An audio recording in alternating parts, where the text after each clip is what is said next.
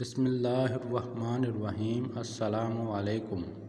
سورۃ فاتحہ کو اپنے انگوٹھوں پر دم کرے، جس کا نام لوگے وہی شخص آپ کا غلام ہو جائے گا، بغیر کچھ کھلائے پلائے آپ کی ہر بات مانے گا انشاءاللہ تعالی۔ سورۃ فاتحہ قرآن پاک کی پہلی سورت ہے۔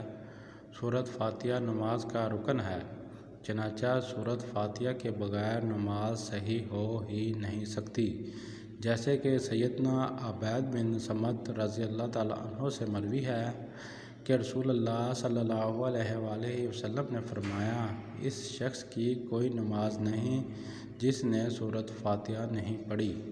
اگر کوئی شخص آپ کی بات نہیں مان رہا یا آپ کسی شخص کو اپنا بنانا چاہتے ہیں تو اس عمل کی برکت سے انشاءاللہ وہ آپ کی ہر بات مانے گا۔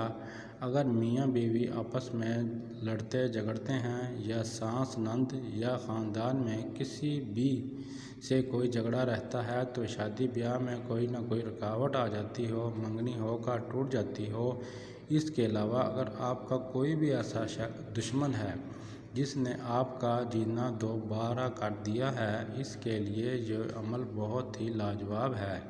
یہ ایسا عمل ہے جیسے آپ چاہیں گے وہی ہوگا۔ یہ سورۃ فاتحہ کا بہت ہی پاورفل عمل ہے۔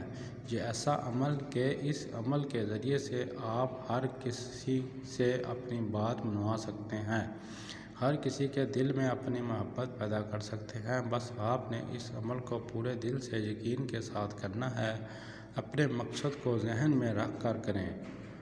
عمل کا طریقہ کچھ اس طرح سے ہے۔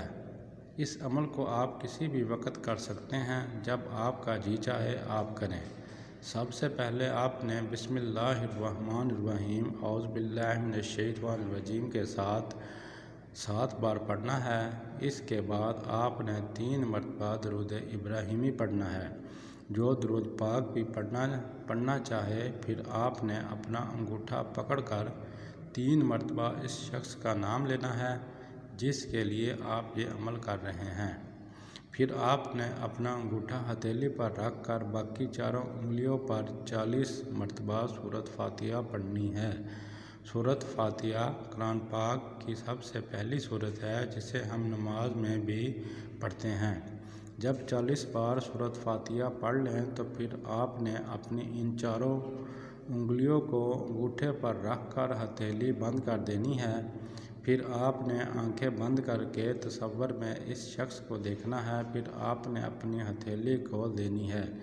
یہ بہت ہی طاقتور عمل ہے، اس کو آپ لازمی کریں۔ اگر آپ کو ویڈیو اچھی لگی ہو تو آپ لائک کریں اور شیئر کریں اور چینل سبسکرائب کریں۔